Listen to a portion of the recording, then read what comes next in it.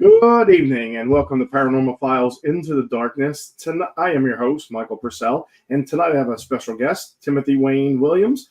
Tim, how are you doing? I am good, Michael. How are you doing? Good.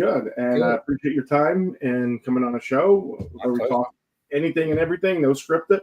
So more importantly, we're here to promote the guests. So things you've done, things you're doing, things you have upcoming that you want to share. I know you're backstage, you're saying you had some paranormal experience. I know you're also an artist, phenomenal artwork where you hide the Bigfoot.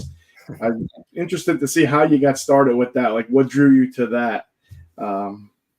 We'll talk about the paranormal then. But yeah, did you have an experience with Bigfoot or no, just a fascination with the? I wish I did. I'm of that age where the show In Search Of was so influential. And I remember my dad, watching that show and him coming and getting me and going, "You've got to see this. This is really interesting." And it was the episode where they showed the Patterson-Gimlin film. And I was just like, I'd never heard of Bigfoot or anything. And I was hooked. I was all like, oh my God, monsters could be real, And so I was hooked after that. And then my uncle gave me a book that really stuck with me too. It was called Strange Stories and Amazing Facts. And I think it was a Time Life book. And I must have read that thing cover to cover, 10 times. I loved it. I couldn't get enough paranormal stuff. And, fast forward to, I was a musician for a long time and I was a professional drummer and, almost became a rock star. Then that fell through. And then I just had always thought about trying painting. I always thought it looked cool. And, I could draw a little bit. And I was all like, well, what the heck? So I started painting and, in the first year, I made more money painting than I did the whole time I was in music. It was crazy. So I was like, okay, I should have been doing this the whole time, So now as far as how I got into the putting Bigfoot was, I was doing regular fine art shows and I had modest success. I was doing okay, I wasn't able to quit my day job or anything, but I was doing okay. And one day I was listening to a paranormal podcast and the guy was talking about Bigfoot and I was doing a landscape and I thought, that'd be super funny to hide a Bigfoot kind of in the background, I just thought it'd be funny. And so I did it for my own amusement and I did it. I don't know, a couple dozen paintings where I sold them and never even told the people there was a Bigfoot in them. Just because I thought it was kind of funny and I thought it'd be neat. Like one day if they're walking by the painting, and just kind of out of the corner of their eye, they might go, hey, what is that? And as a matter of fact, since then, since I've been kind of known for this, I've had people who bought my art, before I was kind of known for the hiding the Bigfoot thing. And they're asking, is there a Bigfoot in my painting? And there's been a couple that have been like, yeah, actually there is one. But more people I've had to say, no, there isn't. And then they're kind of bummed out. So but yeah, so that, that's how I got started in that. And it just kind of blew up. I really didn't think it was that big a deal.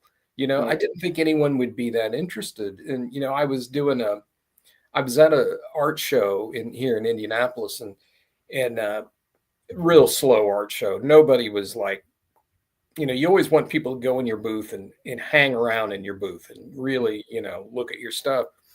And when I finally started telling people, just to keep them in my booth, I was like, "Hey, there's a hidden Bigfoot in this painting. Check it out."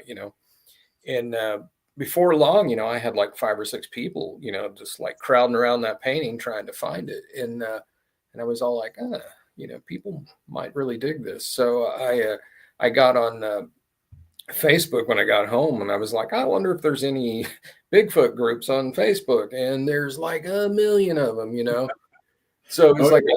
I joined a bunch of these groups, and I was like, I posted a couple paintings, and I'm like, what do you guys think? And man, the response was crazy. I think my first painting, between a few groups, I got like 1,000 reactions or likes or whatever, and I was all like, oh, okay, maybe I'm onto something. So I just kept doing it, and now I have people copying me and doing the same kind of thing. No, that's, Kind of sucks, but it's a yeah, little no, flattering too, but kind of sucks a little more, but it's all right. It's not like I invented it or anything. So well, that's a pretty good concept that you just decided, yeah, I think I'll just hide it. But then here you are, that's what you're. yeah, I mean, I was able to quit my job of 33 years to hide Bigfoot in paintings. And that's not all I do. I still do regular fine art, like behind me. I don't know if you can see, Oh, yesterday yeah. I finished this beach scene. So I mean, I paint lots of stuff, and I do lots of commissions, and I'll paint almost anything. I'm not super great at figurative stuff yet. I'm still working on that. I make myself do 2 or 3 paintings of people, portrait types things just to get better at it. I am getting better, but I always, when people approach me to do like a portrait or something, I'm like, there's people that are way, way better than me that can do that. I'm like, you want to go somewhere else, you know, Yeah. but yeah, but I'm getting better. So, And how long have you been doing the paintings with the Bigfoot? Like, I was thinking about that the other day. I think it's going on 5 years now. yeah.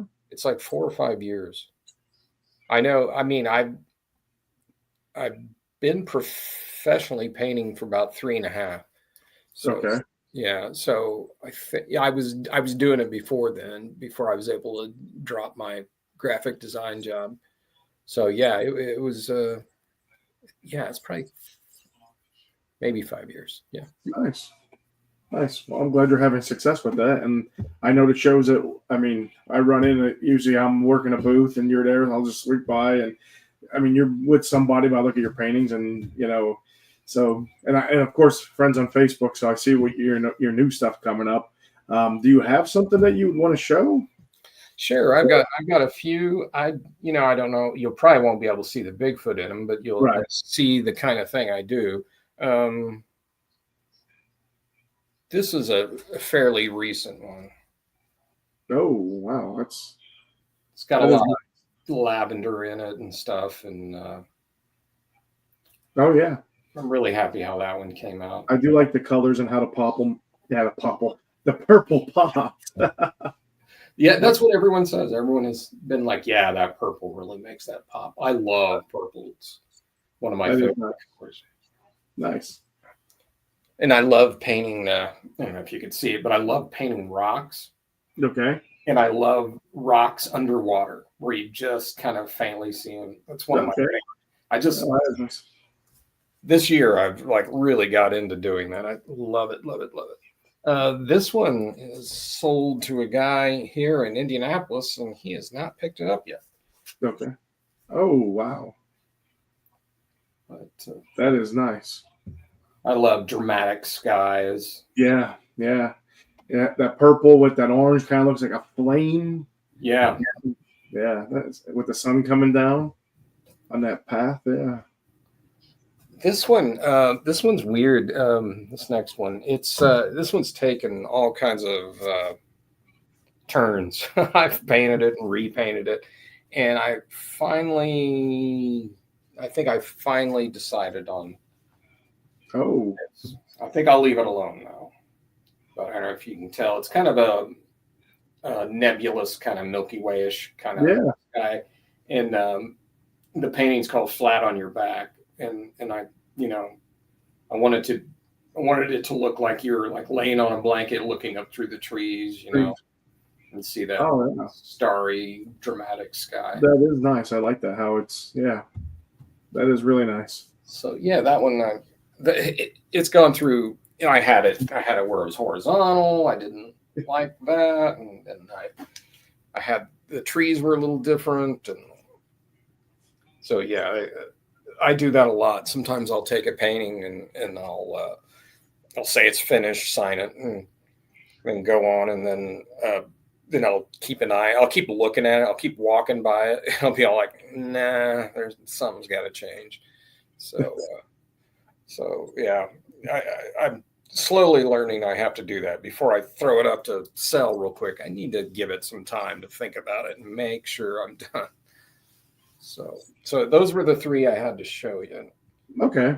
Do you have a website, or if somebody wants to they get in touch with you? Yeah, the best way is through social media. I'm on Facebook. You can find me at T.W. Williams Fine Arts. I'm on Instagram. It's pretty easy. Timothy_Wayne_Williams_.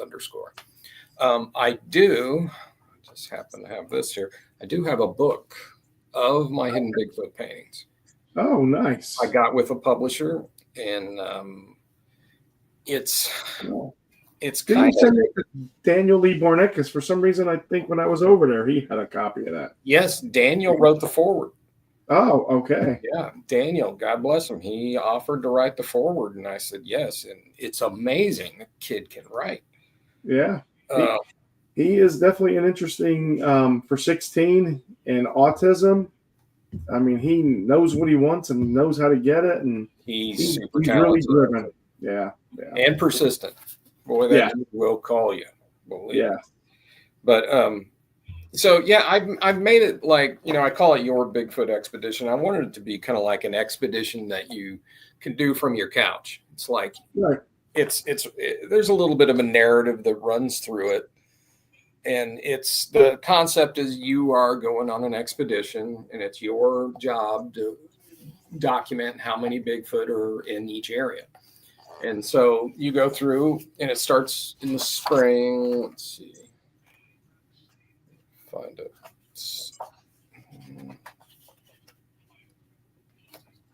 Okay, I guess. Okay. It starts like in the spring, and you go through, and then obviously it goes into summer, and then fall and winter. And I've got a place where you can write down how many Bigfoot you see. It's called the creature count. Oh, nice. And at the very end of the book,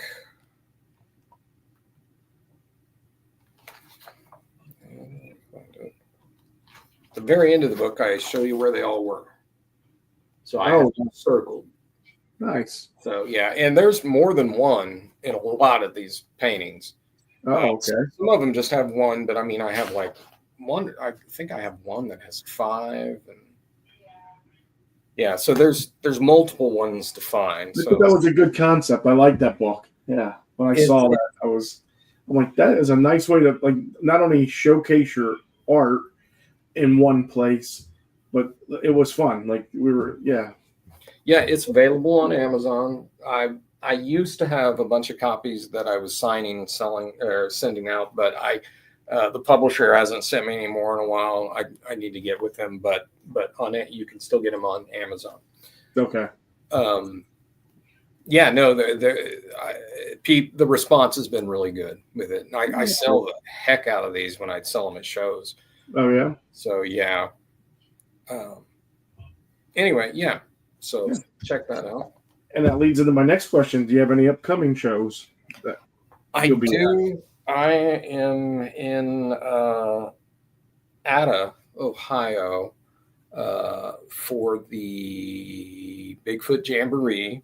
It's put on by my friends, the Cryptids of the Corn guys. I don't know if you know them. Yeah, I've been to a couple events where they've been there. Yeah. Yeah, they wear that one hat with the aluminum foil and so forth. Yeah. They're always doing wacky stuff.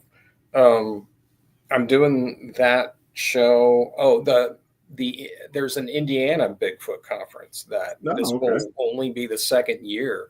There really hasn't been a real Bigfoot conference in Indiana until last year, and did really well there last year. It was organized really well, so Nice. I'm going to do that. I forget the dates. I probably should have written them down somewhere. But yeah, so ATA, that, and then I'll do CryptidCon in November in Kentucky. So, okay. And I think that's Lexington, Kentucky. Yeah. And that's always a great show. Super fun. So those are the only 3 I have left this year. Okay. Yeah. It can be daunting going to all. I know last year we went to a lot of festivals. This year we streamlined them. So the only one we have upcoming is Westminster. That usually ends it for us for the winter. But I mean, driving down south isn't terrible, but the north, you don't know how it's going to be coming home, going back, going down, coming back.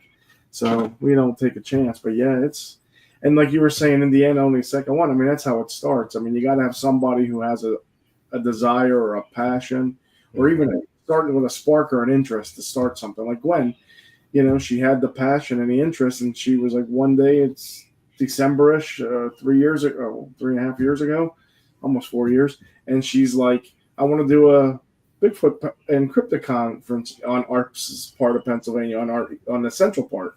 And I'm like, oh, everything's Western, Johnstown and out there in Fayette County and Marionville and everything. You can dip down to West Virginia. And I'm like, and then Virginia. And I'm like, all right, let's do it. As long as we don't take a bath on it, I'm behind you. Knock on wood. Every year, at least we cover the bills, because I know this year somebody said about her lining her pockets. And I was like, I got on that guy real quick. I'm like, there's pockets being lined in this. This year we had speaker fees, we had airfare, we had hotel. We moved it to the mall. We had to pay the mall. We more than what our other place was, but I mean, ultimately it was a gamble. But I think it was our intentions, and I've said this to a lot of people last Saturday. Our vendors come first, patrons are second, and then we're last. Like, I mean, we want the patrons to be comfortable. We want the vendors to be comfortable and successful. And last year we had a couple vendors if you were with us the first year over there in Elysburg, I mean, the weather was nice. Last year it was cloudy and overcast, and people were coming like all day going, we just drove an hour and 15 minutes, 30 minutes outside of here. It's been downpouring, and we don't know how it's not raining. It was like after 3, close to 3:30, the sky just opened up and just drenched everything. And the one section, just vendors lined up, and it was like a slight decline. And at the very end, the one vendor was it rolled by everybody except the last vendor, ankle deep, and they lost products. And, so when that came about, we were like, look, it was a decision to move. And lo and behold, again, I think we have another successful year. We already have it lined up for next year. And it must have been the first year that I did it, because it was great weather, and it was a fantastic show. Yeah, I was telling you earlier, I did not realize the drive was going to be 10 plus hours. It was like, oh no, maybe I'll, yeah. So no, well, we appreciate you. Great show. No, it was impressive. And it was, and again, it's just and it's interesting to see the when you do start a show, you're worried because you don't know how the people like you don't see or hear people talking about Bigfoot in this area. So my concern was, are we going to get them? I mean, we've had people from Maryland come. This year, somebody said they had a friend. They stopped in our store this weekend, and they said they had a friend that they told in New York, and they came down from New York specifically for last week. And I said, that's awesome. So word of mouth is good. So, I mean, hope that Indiana one keeps growing. Plus, I'm sure that's right in your backyard. You got to like that. Like, yeah. Oh, yeah. Very minimal drive. I know my daughter lives like literally 15, 20 minutes away. So I just stayed with her. It was great. Oh, yeah. So, yeah, it was really nice. Yeah. All right. So Scott Walker has a question. He's asking, as an artist, what kind of paint would you need to paint a white Bigfoot if you saw one out in the woods? I don't know. What kind of paint? Well, I strictly work with oil paint, so I'm gonna say oils. But I have painted a few white Bigfoot, and everyone's like, "That's a Yeti." It's like, well, it could be an old Bigfoot. You don't know. Yeah, Hey, it's still a part of the Sasquatch family. Like, yeah, absolutely. Squatch, all that good stuff. So yeah. One of my favorite paintings I've ever done was kind of like a Himalayan scene, and there I put a Yeti, and I put a UFO in it too. Oh, Like okay. the UFO was looking for the Bigfoot, and I had some people give me, the people who were like UFOs and Bigfoot have no connection, and I don't know if they do or not. I I don't just know. I just thought it was fun to put in the painting. Right. It's like you guys fight all that stuff out. I'm just painting interesting paintings. That's all. Well, I know. I think since Gwen's had her sighting, we fell into this Bigfoot community, and here we are 4 years later. I mean, it is definitely their flesh and blood. There's no paranormal or interdimensional with them. It's one or the other. There's just no belief or no understanding there could be. But yet, I mean, I could tell you, I heard a story from a friend's husband who was at the house on Friday night, and he was saying when he was a child in our area, right down the road from us, not even maybe, I want to say not even 3 miles.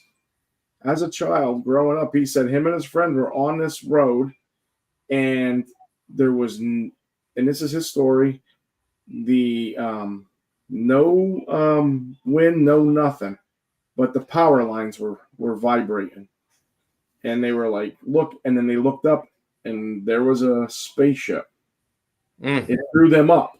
But when they looked down in the distance, they saw what they believed to be a Bigfoot.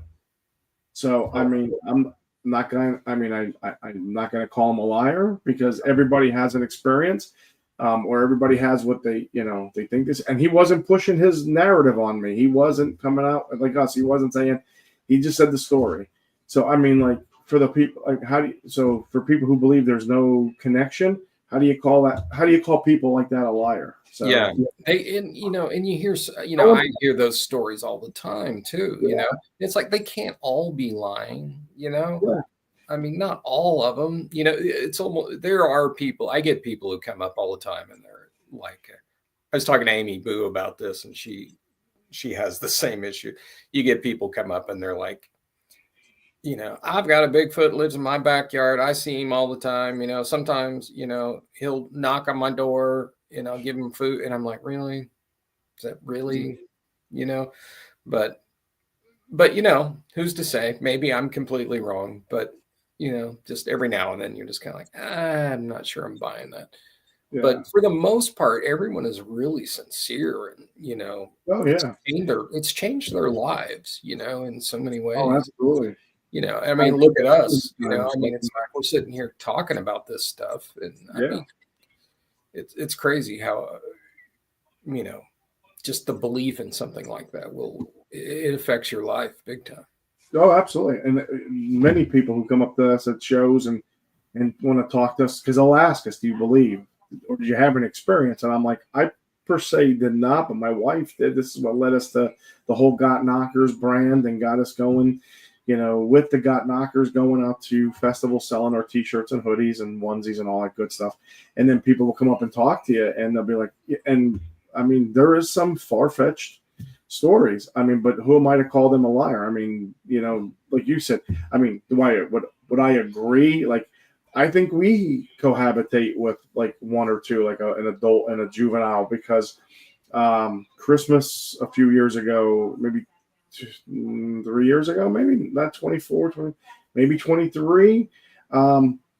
Our game cams captured behind our chicken coop, captured an eye shine on one side and an eye shine on the other. And it looked like the little one was looking at the big one. And I mean, there's not much space between where the chicken coop is and then the mountain just goes, like the bank just goes down. So it's got to be over 8 feet tall, the big one. And, we're not, people say you should gift them. And we're like, our thing is we won't gift them.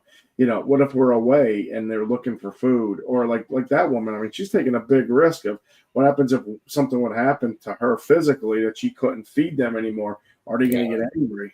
So no, we're not.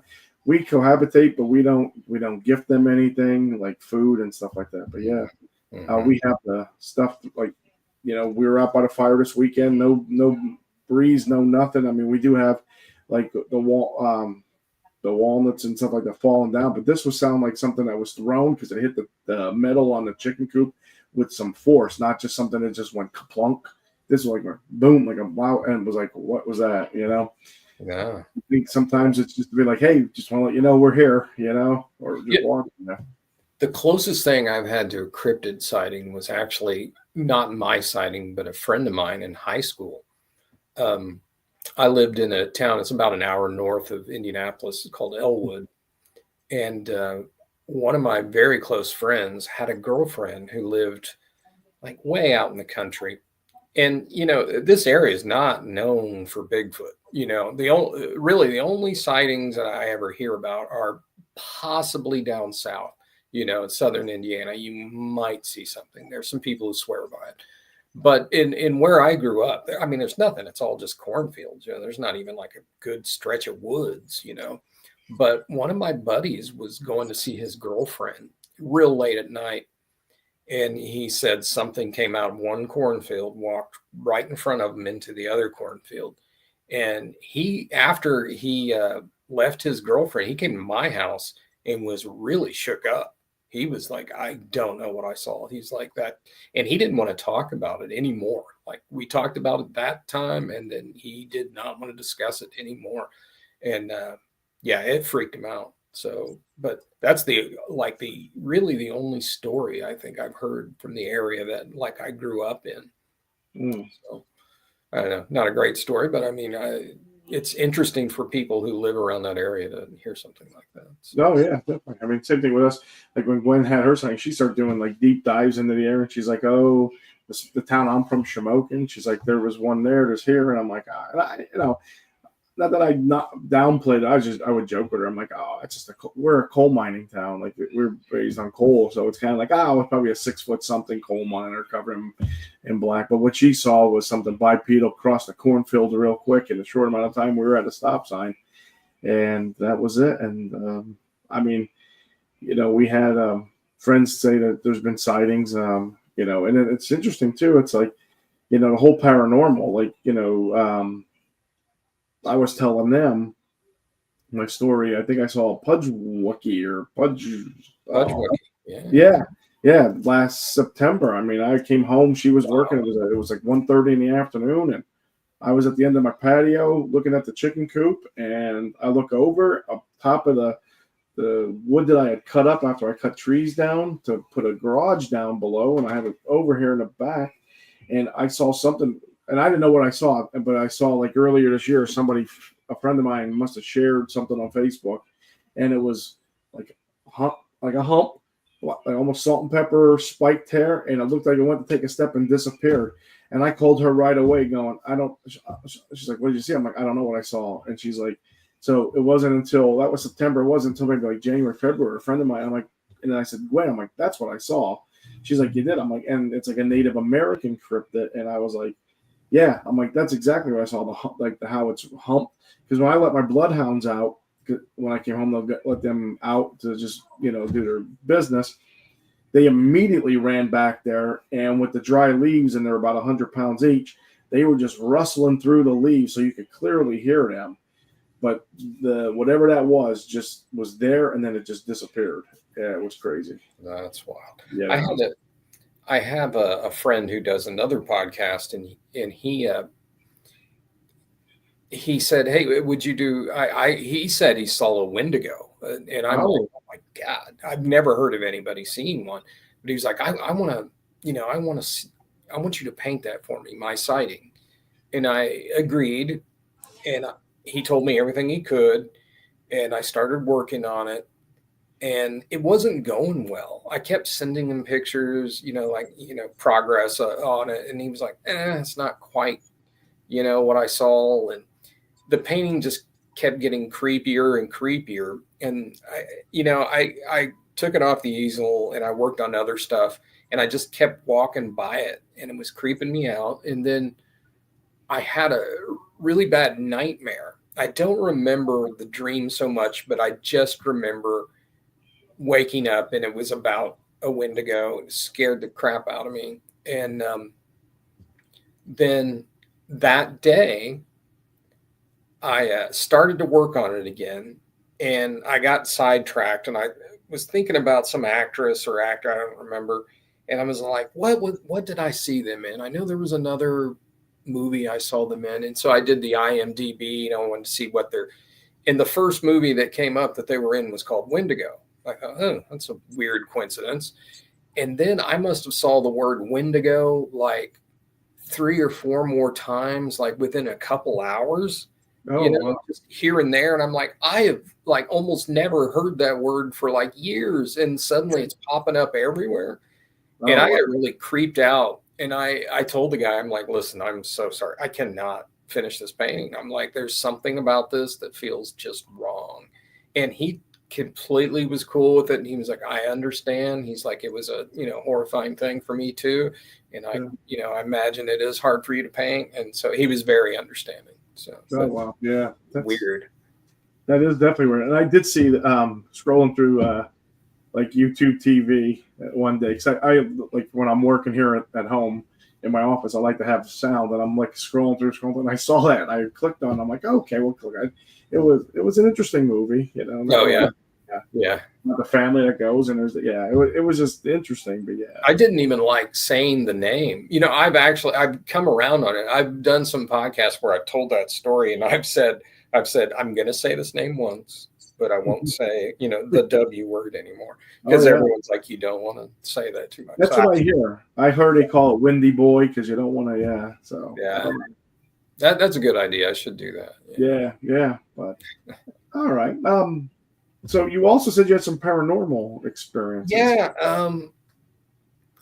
I don't know what to make of this. I've had people say it was a demonic sighting, and I guess that would be probably accurate. But what it was when I was in high school, I had this little band. I had, a little rock band we had going, and we had saved up a bunch of money, and we were going to put on our own big show, our showcase show.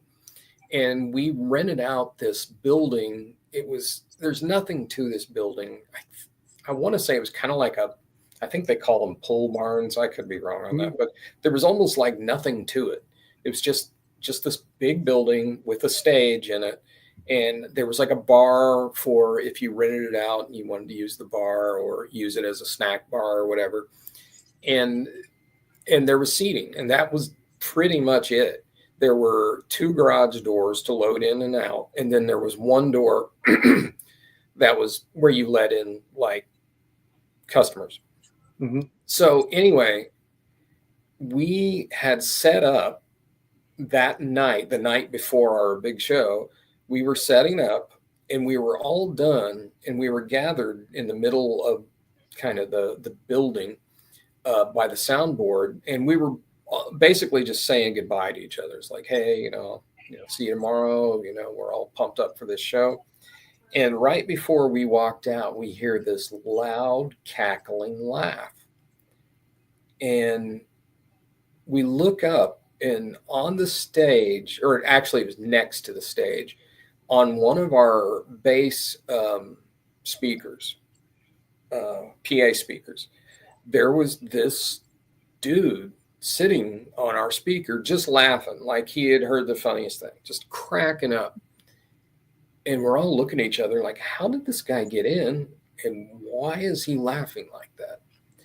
And so we're all freaked out. And so they kind of, we're all like, someone's going to go talk to him and chase him out of here so we can leave, so they kind of push me forward, and I go up to the guy and kind of reluctantly, and I'm like, hey man, what are you doing here? And he's like, hey, I got something for you. You're going to love this. And this was like out of a cartoon. You know how like Bugs Bunny would reach behind his back and pull out like a a baseball bat or something. You know, Yeah. how in cartoons they can reach behind their back, pull out anything. Yeah. This guy reached behind his back, came out with a stack of Polaroids. I mean, like he could barely fit his fingers around them. And he's like, you're going to love this. And he starts going through them, and they're the most pornographic things I've ever seen in my life. It was crazy. So I'm like, oh, okay, this guy's a pimp. I still don't know what he's doing here, but he's a pimp or something. And I'm like, no, dude, I'm not interested, you know, thanks, but no thanks. And you got to go. And he's like, no, man. I can get you anything. What do you want? What do you need? And I'm like, dude, I don't need anything. I'm like, yeah, okay, is he a drug dealer? You know, I'm trying to figure this out. And he looked, and people asked what he looked like. And do you remember the actor from, I think he was more known in the 70s, Scatman Crothers? He was in The Shining. He played the groundskeeper. He's the one who told the little boy what The Shining was. Okay. Yeah. And anyway, he looked like him, you know, just this kind of shorter black guy. And he finally, I kept telling him, no, I don't want anything. And then he got real serious, and he looked at me like straight in the eyes. And his tone changed, and he was like, no, listen, I can get you anything. What do you need?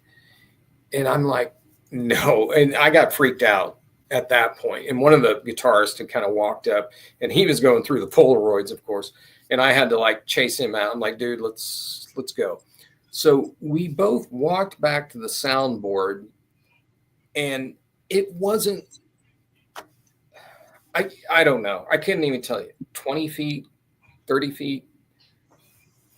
In that time, we kind of huddled. As soon as I get there, everyone's huddled around, and they're all like, what do you want? What do you want? And you know how you do that thing where you look over your shoulder before you talk about someone to make sure they're enough way that you can say something about them. In the time it took us to huddle, and I look over my shoulder, the guy's gone, completely gone. And we're all looking at each other like, where did this dude go? And we go looking around because there's like nowhere for him to go. We had shut the garage doors. Okay. He was at the stage. The other door the only other door that you go in and out of was behind us. And he would have had to walk by. Right. You know, and so we go looking around, and there's nowhere this guy could have went. We even looked under my drum riser. We're like, this is the only place you could hide, really, you know? Yeah. And so that freaked us out for a long time, long time. And I don't know what to make of that. Some people are saying, you know, said that's your crossroads moment. You know, that guy was going to offer you you know, if you sold your soul, he could have made you a rock star. And it's like, I don't know. I mean, maybe, because I know at that time, my mom and I, we were super poor. We had nothing. Yeah. And I was probably, out of all of us in the band, I was the most desperate. You know, I was like rock star, nothing. This is all I've got, you know. And if it was some sort of, you know, demonic thing that was going to offer me some sort of deal, I could see I would be the one to be, you know, offered, because I was the most desperate one. That is a wild story. Yeah, anything like you were saying, like you would have heard, I would imagine you would hear these garage doors open, even a little bit, somebody crawl under. Or there's nothing to this building. There's no back door. You know, there's nothing. So it was really bizarre. And here's another little thing about that. Nobody remembered this event except me for years and years and years. Oh, wow. I went, and I actually, before I told this story on any podcast, I went back and, matter of fact, my sister used to run our light show, and she was married to the guitarist. And I was like, you remember that guy, right? Remember, it all freaked us out. And they were like, we have no idea what you're talking about. And I just found that really weird that nobody remembered but me, you know, that thing. So it was really strange. One of our crew guys did say he thought he had remembered it, but nobody else did. So it's really strange. That is. But I do have if we have time, I've got what I would call I would call an angelic encounter. At least Okay. that's what I think it was. And of all things, it involves a toilet, which I've told the story many times, but it still freaks me out when I think about it in a good way. Um, so we had this toilet that was screwed up, and we needed a new one. Okay, and at the time, I wasn't getting a lot of hours. I think my wife was between jobs. Kids were young and didn't have much money at all. And we definitely didn't have money to have a plumber come in and put in a new toilet. We had barely enough money for a toilet. But anyway, I thought, well, how hard could it be? So I took the toilet out, the broken toilet, and was like, okay, I see how it came out. This is pretty easy. This will go back in easy. So got this new toilet and was trying to put it in, and it was not going right. It just was not connecting right. I could not figure it out. And yeah, even one of my good friends, whose dad had been a plumber, and he'd worked with his dad for years, um, he came over and looked at my problem. And he was like, I have no idea why this is not working. He's like, I've never seen anything like this. This is really bizarre. And so he just left, like, I'm sorry, dude, I can't help you. And then so I was going to hardware stores and asking their plumbing expert, like, this is my situation. What do you think? They were baffled. They had no idea. They were worthless. So finally, the family was getting really annoyed with me, that I had not fixed this. And it was really embarrassing. I mean, I thought this would be easy to do. Um, I was letting the family down, and I was really up in my head about it and really depressed. And it was going on like day 3 that we were all going in a bucket, or something. It was something like that. And everyone was sick of that big time. And I was panicking. I was like, I don't know what to do here. And so one day I, I was just like, okay, I'm just going to go to the hardware store again, and hopefully something will jump out at me, or I'll talk to their plumber. It was a different hardware store. So I'm in the hardware store in the plumbing aisle, and I'm standing there just staring at just all these plumbing supplies, just like, I don't know, I don't know what I'm even looking for. And there was a guy who's about 20 feet away or so, younger guy. He even looked maybe a little homeless, maybe not, maybe a little diminished, like, mental capacity. Okay. He just looked like he was a little off. Okay. And he kept saying, well, what are you working on? And I took one look at him, and I was like, this guy can't help me. I think he just wanted to talk. So normally I'm very good with people like that, and but I was just not in the mood. And I was all like, I've just got this plumbing problem I'm dealing with, and don't worry about it. And he was just persistent. No, what are you working on? What is your problem? And I'm just like, I don't want to go into this with this guy. But it's like, all right, well, I got this toilet, put it in, and you see, it's just, and I told him the whole thing, and he doesn't say anything. He just walks away. Matter of fact, I thought he was just walking away, and he grabs something off the shelf, comes up to me, hands it to me, and he says, and told me exactly how to put it in. It was this extension thing that I didn't even know existed. I don't know why I did not see it at any hardware store, but he said, this is what you need. This is how you put it in. And he walks away. And I'm just standing there dumbfounded, looking at this thing going, I think this is exactly what I need. And at that time, my wife at the time comes up and she goes, who was that? And I'm like, that guy just, I think he solved our problem. And she said, did you thank him? And I'm like, I think I did, but I'm not 100% sure because he just walked away. So I'm like, well, I got to find him, make sure I thanked him. So I had just out of the corner of my eye, he had just turn down another aisle, so I knew exactly where he should have been. Yeah. And I rushed down there to thank the guy, and he was not in that aisle, and he wasn't in any aisles. And I, looked around for a while, and I'm not going to say I looked through the whole store. It was a huge store. Yeah. I mean, he should have been right there. He just had turned the corner. And so I took that part home and had that toilet going in 10 minutes. It was crazy. Oh, wow. It was exactly what I needed. It was unbelievable. So that to this day, I think that was angelic. It was weird, because I mean,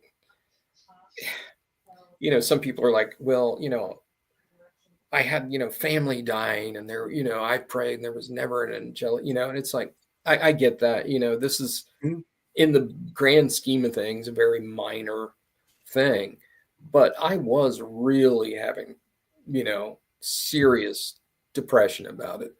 And I was, I was desperate, and I know it's a small thing, but hey, No, that sounds like it came when you needed it. exactly. Or whatever it was, that person was. I mean, it's just so weird. Or The guy out of nowhere insisted on talking to me, and even when I tried to like shoo him away, he insisted on wanting to know the problem, and then he gave me the part and walked away.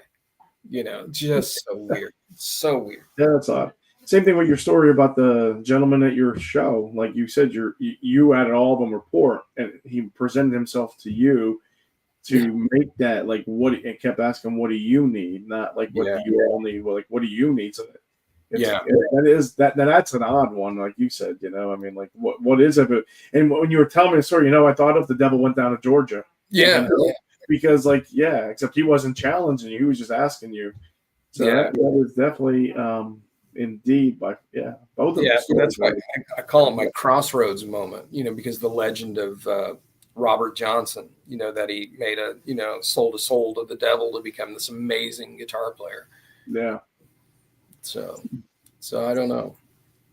They're captivating. They're wild. That's. I tell people I've told them a million times, but I think they're very unique stories, and people seem to like them, Well, they're not stories; they're actual encounters, I guess you could call them. So, definitely.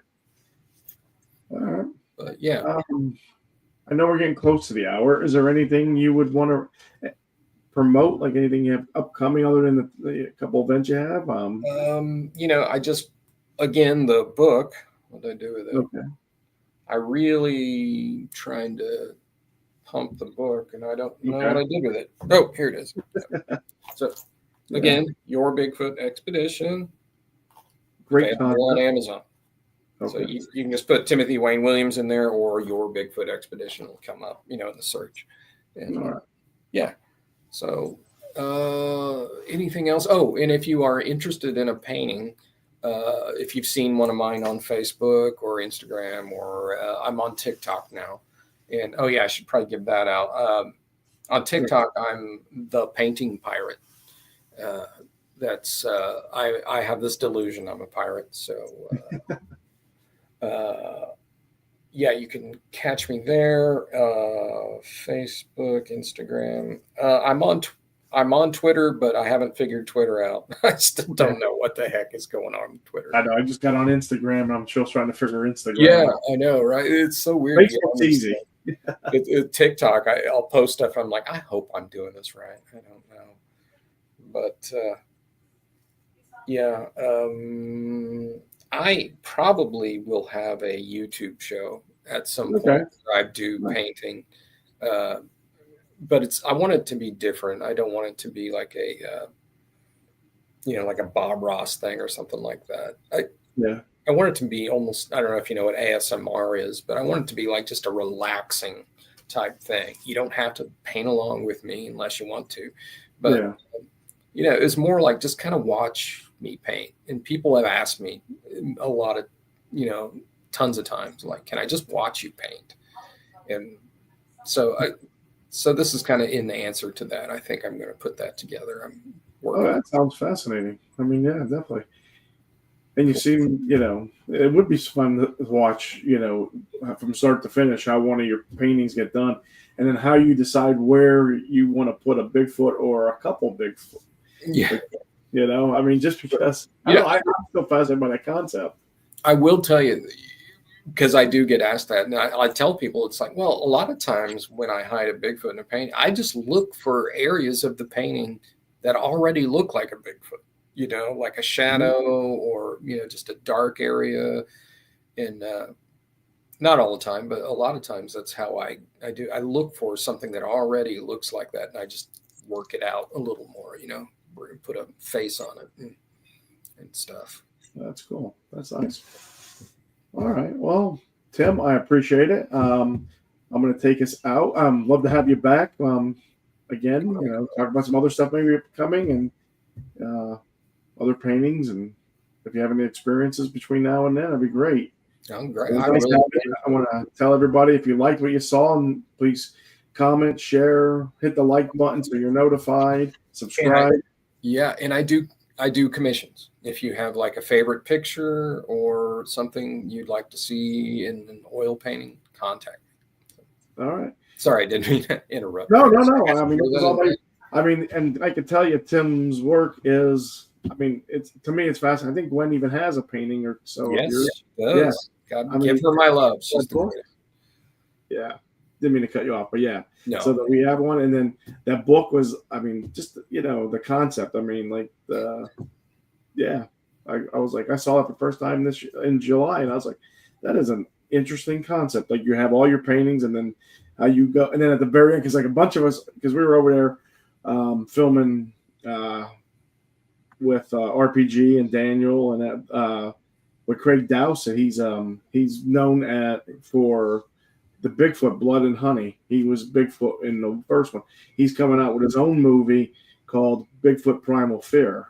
So it was DJ Brewster, RPG, and myself and Gwen. We rented a house, and then we had some people.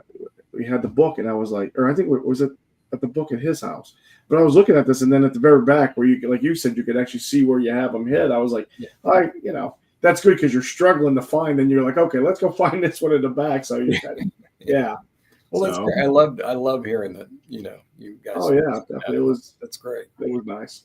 All right, let me take us out, and again, please look for Tim at Timothy Wayne Williams on Facebook, and support him and his paintings. You won't be disappointed. Appreciate that. Thank you, Michael. It was a pleasure being with you. And definitely really appreciate it. And I'm going to make a point to break away next time we're at the same event together and actually, a little more than just in passing. Yeah, definitely.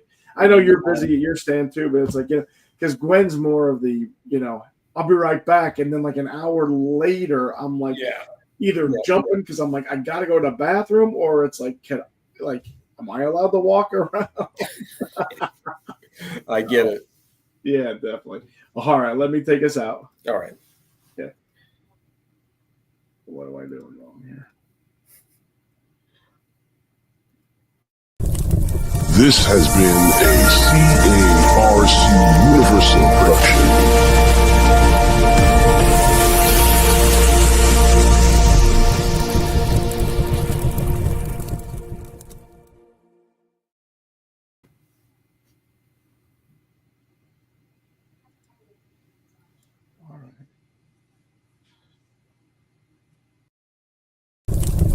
This has been a